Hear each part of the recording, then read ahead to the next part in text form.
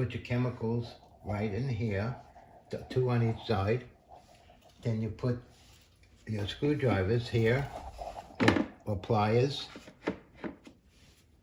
on both sides. Whatever nuts and bolts you need extra when you're doing a project by your car. And it's very simple. You're going to be sitting right level with the wheels, so you won't have any problem.